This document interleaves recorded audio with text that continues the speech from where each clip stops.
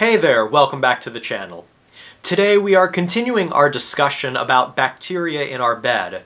Our last video discussed how much bacteria is in our bed, but that isn't the complete picture.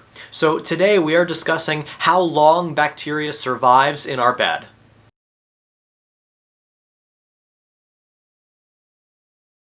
Hey everyone, my name is Matthew, and welcome to Calm Insomniac, where we're a community of people trying to get a better night's sleep. If you enjoy learning about sleep health, sleep tips, and relaxing classical music, then please like, subscribe, and hit the bell icon for notifications.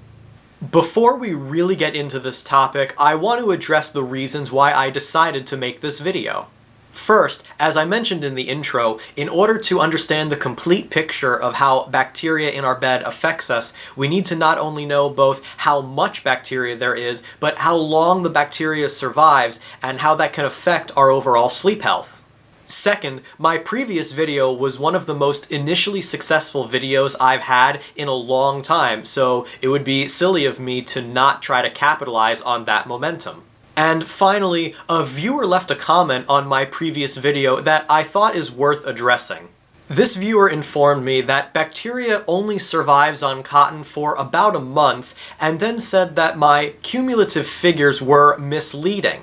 Now I want to be very clear that I am not in any way offended or upset by this comment. In fact, I'm really glad that this comment got me to research how long bacteria survives on cotton, and that's the basis for this entire video. So anything that gets me to do more research is a good thing. And on top of that, these are the kinds of discussions that we should be having here since we're trying to build a community. But I do want to address this viewer saying that my figures were misleading. First, if you forgot or if you didn't know, I'm an orchestra conductor. I'm not a medical professional and I have no medical expertise. So it's very possible that I'll make a mistake when I read medical research as a non-medical professional. And if I do make mistakes, then I will absolutely fix those in following videos. But I don't believe that the numbers I presented were misleading or inaccurate. I have no reason to doubt the Amerisleep study that I cited, and I also haven't found any other research that disputes it. On top of that, while it's true that bacteria doesn't survive indefinitely on fabrics, that doesn't mean that the bacteria will just after a month suddenly disappear. We are constantly shedding bacteria off of our bodies, which is known as microbial shedding. So over time, without washing our sheets, even as older bacteria begins to die, new ones are always accumulating. So there is a continuous cycle, and this continues to compound over time. So I don't doubt that after a month of not washing your sheets, you'll have something like 11 or 12 million bacteria living there. Think of it like the worst possible form ever of compound interest. But like I said, if I find any research or if someone sends me research that disputes this fact, then we will absolutely talk about it and discuss it because it's important that we really look at these topics analytically.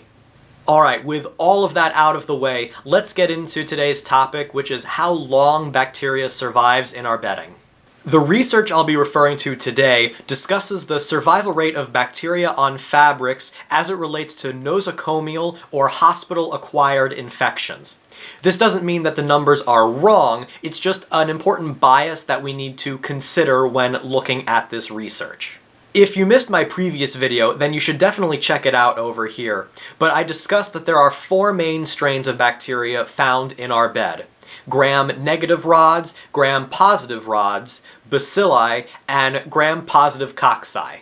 Gram-negative rods are potentially the most dangerous to humans. However, the research I'm referring to today was most concerned with the survival rate of gram-positive cocci. Specifically, the researchers were most concerned about the survival rate of staphylococci and enterococci. Both of these are a genus or family of bacteria. Staphylococci are commonly associated with staph infections, and enterococci can be associated with several infections such as a urinary tract infection, diverticulitis, or meningitis. Is it just me, or does anyone else think of the Scrubs musical episode when I say diverticulitis? The reason these bacteria are so concerning is because they have been shown to become increasingly resistant to antibiotics. And this is why it's so important to understand how they behave in a hospital setting, because hospital-acquired infections are one of the leading causes of death, especially in post-surgical patients. So those are the bacteria that survive the longest on fabrics, but just how long do they actually survive? One study tested how long bacteria survived on different fabrics over a period of 3 months. And the fabrics they tested were cotton, a 60-40 cotton-polyester blend, wool, and silk. Results found that the median survival rate of bacteria was 26 days on cotton, 26.5 days on cotton polyester, 28 days on silk, and 30 days on wool. But now I want to address some of the longest surviving specific bacteria strains found on these fabrics. First, E. faecium is a member of the Enterococci family and had the longest survival rate of any bacteria on any fabric. It survived 49 days on cotton, wool, and silk, and survived 51 days on cotton polyester. E. faecium can be responsible for illness such as endocarditis. Second, S. aureus is a member of the Staphylococci family and had one of the longest survival rates. It survived 37 days on cotton, cotton polyester, and silk, and survived 41 days on wool. S. aureus can be responsible for a whole host of infections, ranging from minor skin infections all the way up to something life-threatening such as pneumonia. It's also worth mentioning that E. coli was found to have a long survival rate. It survived 37 days on cotton polyester and 45 days on cotton, silk, and wool. A different study found very similar results. This other study found that Enterococci tends to survive longer on fabric than any other surface, and also mentioned that it tends to survive the longest on polyester. This somewhat agrees with the first study I had been mentioning. However, it's important to know there is a difference between polyester and a cotton polyester blend. Alright, with all this talk about the bacteria in our bed, you might be wondering if, in addition to washing your sheets, you should use antimicrobial bedding. Does antimicrobial bedding actually reduce the bacteria in our bed? Well, this is a really huge topic that we can discuss another day, but in short, yes. Sort of.